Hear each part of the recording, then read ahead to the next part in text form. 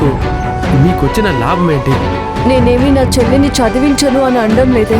ఒక వారం రోజులు ఆగమంటున్నాను. సరే, ఒక వారం అంటున్నావు కదా, ఇప్పుడు నేనిచ్చింది తీసుకో, ఇన్స్టిట్యూట్లో జాయిన్ అవ్వమను. ఆ వారం తర్వాత ఆ డబ్బులే నాకివ్వు.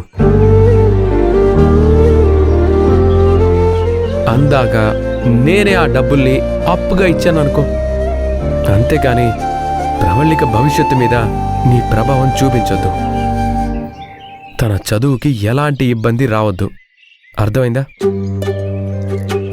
ప్రవళిక, నువ్వేం పట్టించుకోకు, స్టడీస్ మీద కాన్సన్ట్రేట్ చేయి.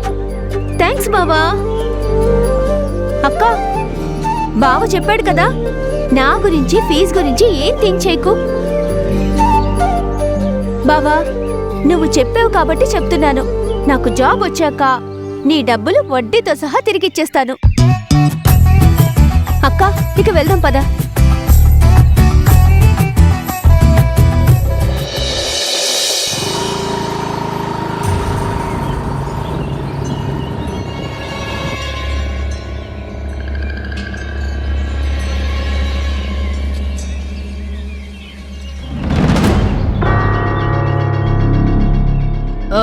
ఒక పని చెయ్యి, నాకు ఒక మటన్ బిర్యానీ తెచ్చిపెట్టు. ఎందుకు తీసుకురావు? నేను నీ పై ఆఫీసర్ని.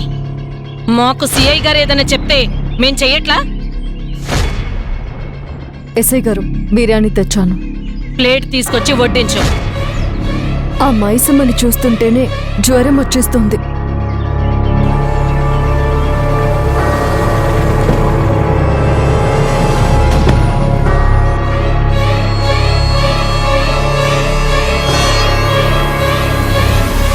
మంజు, ఏమైంది?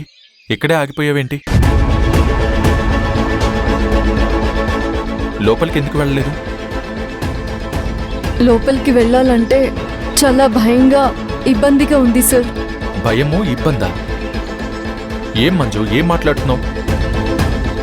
జాబ్కి కొత్త లేక ఈ స్టేషన్కి కొత్త? కొత్తగా మాట్లాడుతున్నావు. అసలేమైంది? ఎస్ఐ గారు నన్ను బాగా ఇబ్బంది పెడుతున్నారు సార్. చాలా భయాందోళనలకు గురి చేస్తున్నారు సార్.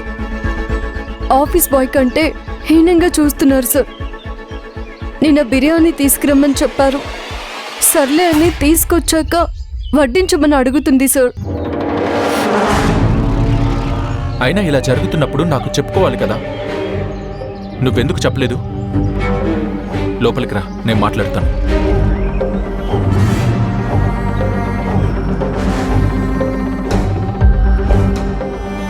మీ పై ఆఫీసర్ వస్తే రెస్పెక్ట్ ఇవ్వవా?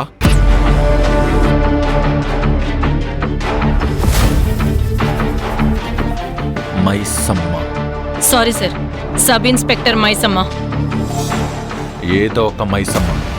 తను Manju, ASI, very honest and sincere.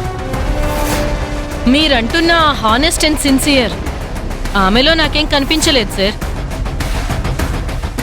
వీళ్లతో బిర్యానీని తెప్పించుకుంటున్నావంట, పైగా వడ్డించాలని చెప్పి ఇన్స్ట్రక్షన్స్ చేస్తున్నావంట. తప్పా సార్? Hold your tongue. నన్నే నోరు మూసుకోమంటారా? Just shut up.